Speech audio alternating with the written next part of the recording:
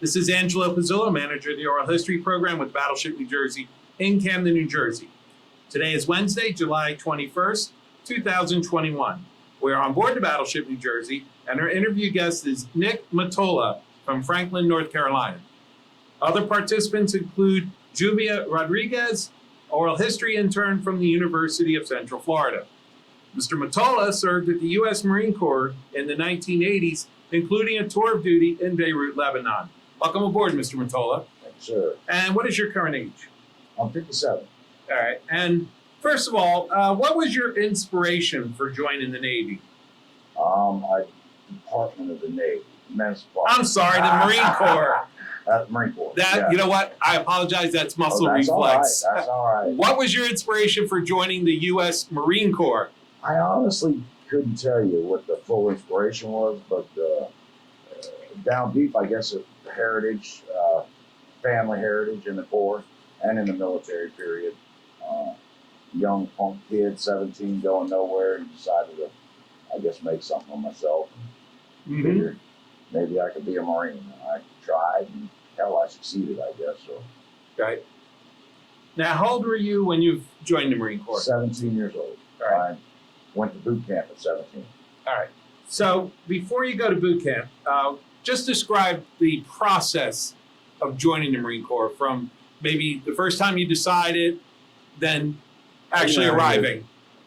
Young kid, and I had quit high school back in the day, really wasn't going anywhere, and went and talked to a bunch of recruiters and decided that the Marine Corps seemed like it was going to be the baddest, I guess, the best for me. And I had a lot of family that were Marines before me, so you check in. My parents had to sign a waiver for me to go in because I was only 17 years old, which they did, and jumped on a train out of Jacksonville, Florida, and to South Carolina, Paris Island, and from there it was a bus to the island, and hell.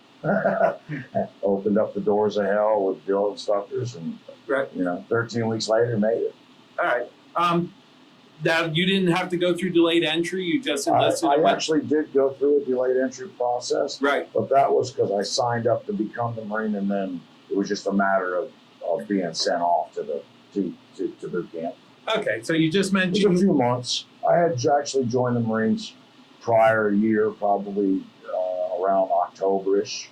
About a year prior, I thought about it, and then maybe October of '81, I decided to join, and then delayed entry till January 7th of '82 is when I went. Okay.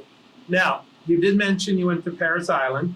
Do you have any stories that you'd like to share about? Had my 18th birthday there. Not a pleasant day, but another buddy of mine that I went to boot camp with in my platoon, his name is Will Hubbard.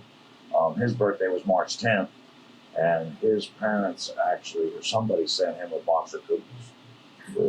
And he and I had to sit up in front of the platoon and eat his cookies, and they had to pay for, just like in the movie, same thing. So I can attest that's actually real because it happened to me.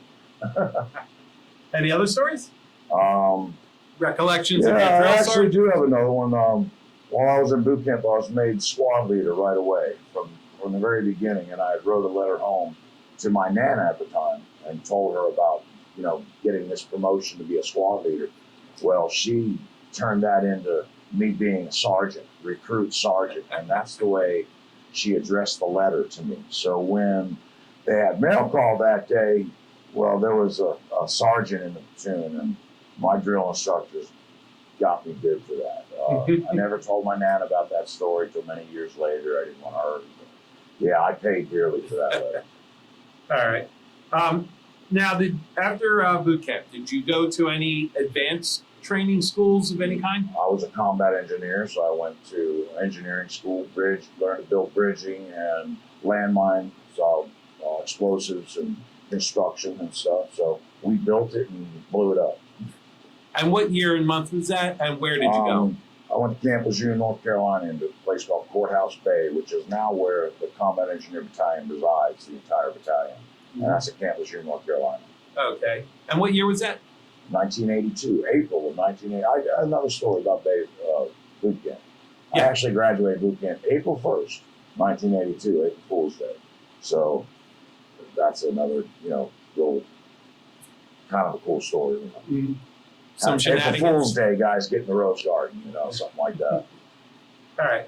So, any stories about your experience during your advanced training? No, just learned how to deal with explosives and bridging and stuff. So, out of advanced training, what were your first orders First for? duty station was Okinawa, Japan. Went to Okinawa right after engineer school and spent a year over there. Okay. If you could please just remove your hat so we get a little lighting. There we go. Thank you. All right. What was your job there? What experiences? More you have? combat engineer training, mostly for serving in the Fleet Marine Force. Went over there, came back in April, maybe May of 1982. I returned back from Okinawa, Japan, on that following year of 1983. And while I was home on liberty, when you come home from service overseas, you're given all of your medical records. They didn't have computers back then, so Right. you literally held your records in hand when going to and from the continental United States. So I had everything home from Okinawa, and the house burnt down.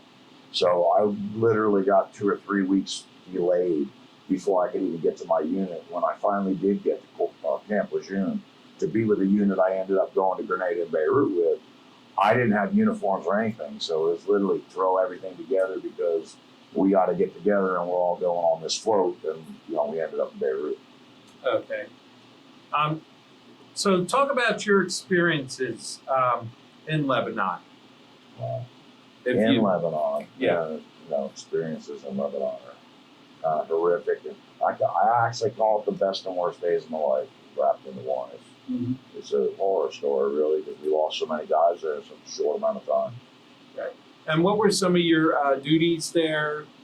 Describe your job. Well, we were on our way to Beirut with the 22nd Marine Amphibious Unit to relieve the 24th Marine Amphibious Unit currently in Beirut that was there when the bombing took place. So the bombing took place on October 23rd. We were within 36 hours of that bombing, we were invading Grenada. So we were on Grenada for 7 days till November 7th. And then we got back on our ships and steamed fast. I mean, they literally hauled butt across the Atlantic and up into the Mediterranean, if I got that geography correct.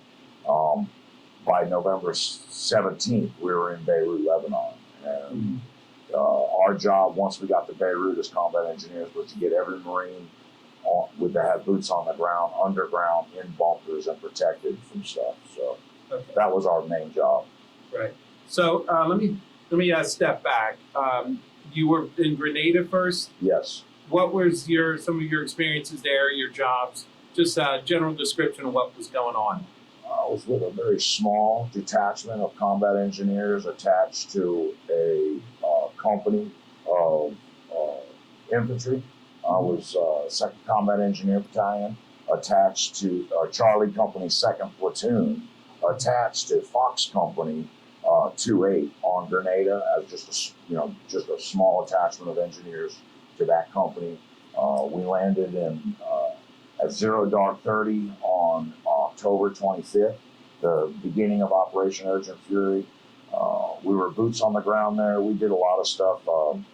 Day 3 of the operation, the Mao commander was to come ashore at a place called the Butler Building where the anti-aircraft guns that had fired on our choppers shot 2 of our choppers down day 1 of Operation Urgent Fury, killing 3 of our helicopter pilots in action. And that about day 3 or day 4, they called us engineers in to clear an LZ for the Mount Commander to come in. So I guess that would be the highlight of my time on Grenada. But even beyond that, 2 of the medical students that we were there to rescue from the island turned out to live just right down the road from my mom and dad in Winter Park, Florida. At that time, my parents didn't know where I was. They didn't know if I was in Beirut. They didn't know about Grenada because it was still all secret until after it was started. And they when I met them at the Ross Point Inn that we made the American Embassy, temporary American Embassy, and we were in charge of getting them all together and getting them to an airport and getting them off the island. And these were the stragglers that were at different places on the island that we had to get. Once they were all gathered, we had them all there, and it turns out it was Mark and Ellen Tidwell, two Americans that were on the island at the medical school. And when I found out that they were from Orlando, I came over and I got to see them. They took a picture of me with them and their camera. Somebody did the picture. And I jotted a real quick note down to my mom and dad telling them that I was not in Beirut, Lebanon, that I was safe, and don't worry about me. And they got to the airport. They got back home to Winter Park, Florida. As soon as I got out of the airplane, they went straight to, back in the days, 24-hour photo processors. Mm-hmm. And they had their film developed immediately. It was a Sunday morning. It was a really cool story. Sunday morning, a couple weeks after the bombing, I guess, and whenever they got home, they went to my mom and dad's home. It was a Sunday. My mom and dad and family were at church. So they left a note on the door, an envelope with the picture and that little hand-scribbled note to my mom and dad, and a letter from them saying that their son was safe and blah, blah, blah, who they were. My mom and dad came home from church that day. The church, it's kind of crazy. My family was the only one that had anything to do with the Marine Corps or anything to do with what happened in Beirut and the things that were going on. Mm-hmm. Well, my parents had got up and the church had called them up and the church had prayed over with my mom and dad over their son being over in this. They don't know where I'm at. They don't know what's going on. They came home from church and that was on the door. So it was pretty thing that's just an awesome memory. I owe those people everything. Okay, that's really touching. Now, let's talk about something a little lighthearted for a few minutes. Can you describe the inter-service rivalry between the Marine Corps and We started out at the beginning of this. Did you engage you in said, it? What inspired me to join the Navy? And I didn't join the Navy. Yeah. I went to the Department of the Navy. There you go. But that's the oldest going joke we have. Mm-hmm. We make fun of each other, but nobody else gets it either. Right. Yeah. I've learned that as a former soldier. Yeah. When the Navy and Marine are trash talking, we walk away. And then, with the Navy as a Marine, our corpsmen are Navy.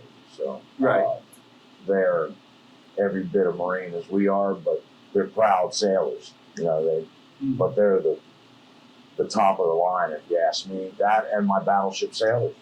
They're the guys, man. They're the best. Which is the lead question to talking about your experience while you were temporarily on board the Battleship New Jersey. Uh-huh. First of all, the first time you saw the New Jersey, what was your reaction to seeing it? It was all.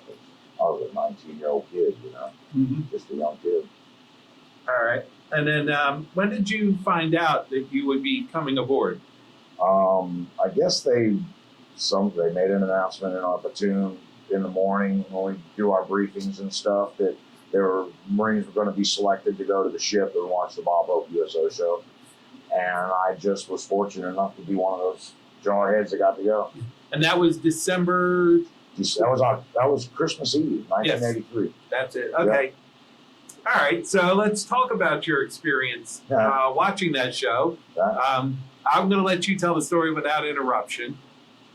We got to the ship, and I'm with probably about 4 or 5 of my squad mates and from my engineer unit, and we got right down at the stage. I'm on the right side of the stage, right up against it, basically. And Kathy Lee came out, and she's singing the song, "I'm So Excited." Kathy Lee Crosby. Thank you. And she was part of the Bob Hope USO Thanks for the Memories tour that year, and where they brought Bob Hope out of mothballs like they did the New Jersey the year before. And she came out and she's singing this song called "I'm So Excited," and she across the stage for me, she gets a sailor up and he just kind of stands there and she sings to him and I think she kisses him on the cheek and sets him back down and she comes out to the center of the stage and I believe she picked a Marine and he stood up and he just kind of stood there and she sang to him and kissed him on the cheek and set him down and she turned to the left. I jumped and I just came up and started boogie and I just wanted to dance with her and I literally thigh to thigh dancing like having a great time and turns out that some pictures were taken of that and one of those pictures ended up in this ship's cruise book for that year. 32 years later to the day, sailor, battleship sailor brother, Johnny Spiro, reached out to me on Facebook in a messenger and asked if this was me in this picture. And sure enough, it was me. It's 32 years to the day. So he had sent me copies of the pictures that he had made from this cruise book. And then the following year, another battleship sailor, these two are real tight from the ship, he took the whole page out of that cruise book, embossed it on a big canvas frame, and he found Kathy Lee Crosby. And he sent the thing to Kathy Lee. She actually remembered the dance, and she wrote back on, to my favorite dance partner, thanks for the memory, Kathy Lee Crosby. And it's probably one of my most prized possessions that hangs on the wall of my house. So, my experience on this ship is something that'll live in infamy, and as far as I'm concerned. All right. Anything else from the show that you remember? February 8th, 1984. All right, this is where it gets a little deep. January 30th, we came under mortar fire, and one of my squad machine gunner's aid gun was killed in action. He wasn't killed; he was mortally wounded in action. He was medevac, transported to a hospital in Germany, where he died on February 8th. Well, I never put two and two together till many, many years later, and I realized that on the day my squad mate passed, this ship opened up with 288 16-inch rounds that they volleyed over our heads. And all I can think of is that's my buddy passing and taking care of business at the same time. It's, I don't know, that's about it. Tough days back then. We lost 270 in Beirut in less than 2 years, around 18 months' time. And three of the guys from my ship, the USS Guam, the helicopter pilots that were killed in action on Grenada. So we just lost so many guys. It's crazy. And then my squad leader, he was killed in an automobile accident in Haifa, Israel. God, 2 days after we got pulled out, he didn't even get to get home. So he didn't make it home. It's a tough experience. But we came home, so. So what was it like when the New Jersey was firing? Can you describe that experience? It was cold. It was real cold. It was February. And I had our bunkers, the bunkers we build are below ground, but they're all built with a stairwell that goes down and it's fortified, sandbag and everything. But there's an opening at the top, and I'm in a machine gun nest, so I have a field of fire out front. So there's 3 windows, a main window and 2 side windows. So all the air would rush through the bunker. So I tied a poncho liner up to the whole entrance coming into my bunker. And it was tied tight, And when the battleship was pumping off those 288 rounds, every time one of them rounds was shot off, the air was literally sucked out of our bunker. I mean, just sucked out and then rushed back in.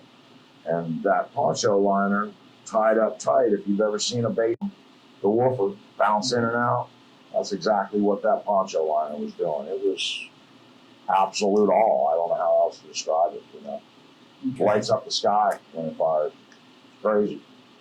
Did you hear the rounds going over your head? What was that like? It was just absolute awe. I don't even know how, like I said, I don't know how to describe it. It's undescribable. two of the most awesome things I've ever experienced in my life, and that's the AC-130 gunships, Puff the Magic Dragon, they refer them to on Grenada. I believe that was day 2 or 3 of Operation Urgent Fury, and then the ship firing off them 18 or 16-inch rounds is just absolute awe. Anybody who's ever witnessed it, I doubt many can really find the right words to describe it. It's that bad. It's that cool. All right. So, any other memories or anything else you want to describe from your Lebanon deployment? Didn't really think about it. I guess that's pretty much it, man. That's 6 months of my life. Pretty much a lot of my life revolves around that 6 months. Today, I try to. I've always held memorials. When I got out of the Marine Corps, I started planting trees every year. I planted 3 trees a year for 3 separate dates to remember the 273 total that were killed during that time I was in. And I stay in touch with a lot of Gold Star families. I ride in a motorcycle club called the MFC. It stands for Military, Fire, and Firefighters and Cops, MC. We do for our communities, and I just try to live a good, honorable life with some integrity, and a life that I think that if I was one of those Marines that was taken, I'd be proud of you, and I want you to live every day, to the best. I live every day like it's going to be my last, because tomorrow's not promised. Okay. Now, after Lebanon, where did you go as far as your Marine career? Oh man, I came home. Things were different after doing that. Mm-hmm. It's just not the same. Marine Corps just wasn't for me anymore. I don't believe it was just I don't believe I would have. I feel like I probably would have ended up doing some things that probably wouldn't have been any good for me. So I decided to get out. I had about getting back in May 1st, which was my mom and dad's wedding anniversary. And my mama told me that was the best gift she could ever get for an anniversary that day. And I got out December 12th of that year. They gave me a 2-week Christmas cut to be home for Christmas, with the Christmas prior, I was in Lebanon. So that year they wanted me to be home with my family for Christmas, so they let me out a couple weeks early. So I got out honorable discharge. January, I don't know exactly what day it was. We came under fire, putting in bunkers out at Fox Company, which is across the runways, pretty close to the front lines. We came under rocket, mortar fire, got called under Condition 1. We were putting a bunker in. As engineers, we try to build as much of it we can outside the hole, and then drop the walls in prefabbed, and then put them together in the hole. We'd already accomplished that. Everything was in the hole, came under condition fire. Everybody's just dodging for cover. I jumped in the hole, messed my back up really bad. I got through the day, but later that day, I had gone over to do something, and I fell over. I couldn't do anything. My back literally just locked up tight. They medevaced me to the hospital ship, the USS Guam, and they sent me back to my unit after about 7 days on the ship. They told me it was a bulge disc. However, 20 years later, the bulge disc, along with the one above it, blew up in my back on a rigging job in Orlando, Florida. And I ended up in the hospital. What's cool is a Vietnam veteran's wife was my nurse, and she asked me if I had ever hurt my back before, and I had to think back all those years ago when I did, and I realized, she goes, "Why are you in this hospital? You need to go to a VA." And man, here we are, 39 years later, and it ended up being something that fully retired me medically from the Marine Corps. And I just, like I said, I just try to be a good guy. Mm-hmm. I'm really a jerk sometimes. I can be very intimidating, I guess, or some people don't quite like me, but most love me if they do. So, like I said, I live today for today, and I worry about tomorrow after midnight. All right. So, do you remember? Forget that stuff. Take that out of this thing. Just clarify, what month and year did you get out of the Marine Corps? I got out December 3rd or December 12th, 1984. Okay, great. 12/12/84. All right. And let's just briefly talk about your post-Marine life, career, family, things like that. Just briefly. You know, when I came home, I wanted to forget everything about all that stuff. You know, I would remember it every year because I couldn't help it in October, and I'd always plant these trees. But the rest of the year, I lived very vicariously. I was pretty, you know, alcoholic. I had some pretty big problems back then, drugs and alcohol, honest. Jumped from God knows how many jobs, I couldn't tell you. I finally became a steel rigger in the concert industry in the late 80s. I stuck with it all my life, pretty much, but I couldn't depend on it solely. I've had several other jobs I've worked. It was 2001, no, it was 2000 when the rig job, and I screwed that up. It was in Jackson, Mississippi at the Coliseum. I was on a rig job pulling a motor hoist up, and that's when the discs in my back blew up. Mm-hmm. Since then, I went through like 7.5 years of fighting the VA because they declined to accept that I was even a combat veteran. You know, I've got a combat action room with a gold star on it, Armed Forces Expeditionary, Marine Corps Expeditionary.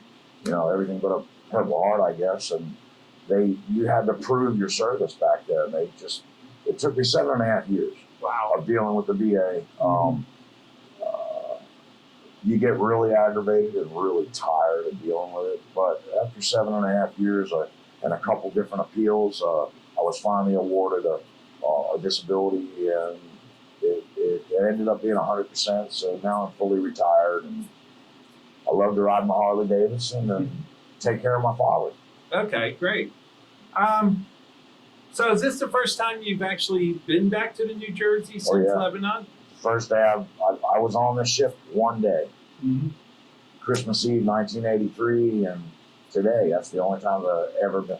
This is something here. Yes, I was going to ask you that next. I am not a plank owner, okay? I'm not even a Marine detachment on the ship. I just happened to be on this ship one day, Christmas Eve, 1983.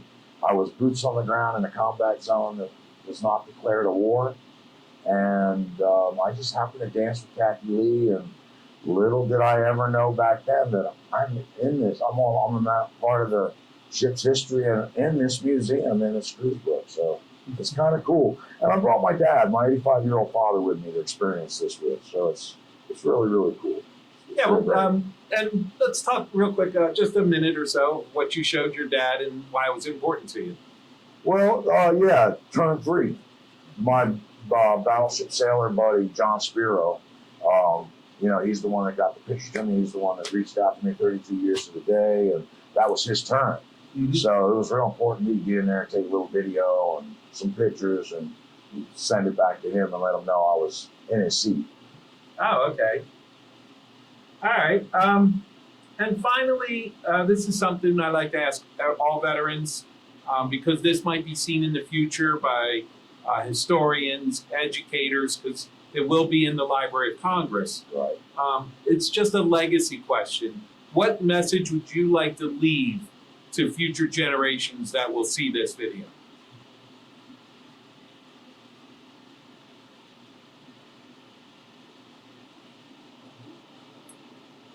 This is tough because it's opinionated as hell. That's okay. It's open-ended. So every one of you should listen up real good. All right. I believe that this country, over the last 2 generations, we have produced 2 generations of Americans that call themselves Americans. Okay? They aren't Americans, most of them. We produced these 2 generations of people that are unable to preserve, defend, and protect the freedoms that were handed down to us in our 50s, that are being handed down to these guys in their 20s and 30s. They better wake the hell up. Because if we don't preserve it and don't defend it, you're going to lose it. And once it's gone, it's the last place on earth, free place on earth is right here. So you better start acting like Americans that you love your freedom, because you're fixing to lose it.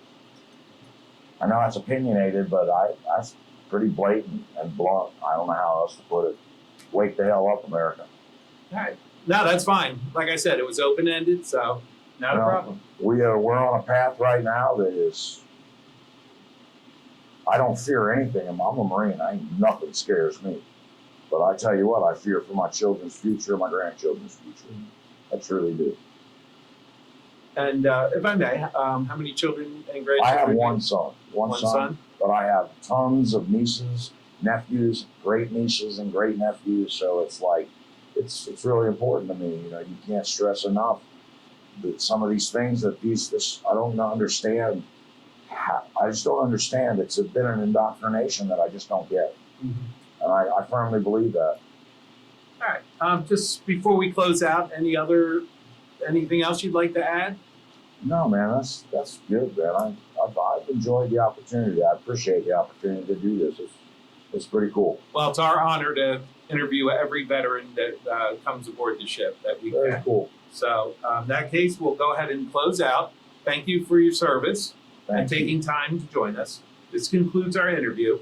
This is Angelo Pizzullo, manager of the Oral History Program on board the Battleship New Jersey in Camden, New Jersey. Today is Wednesday, July 21st, 2021. Our interview guest was Nick Mottola from Franklin, North Carolina.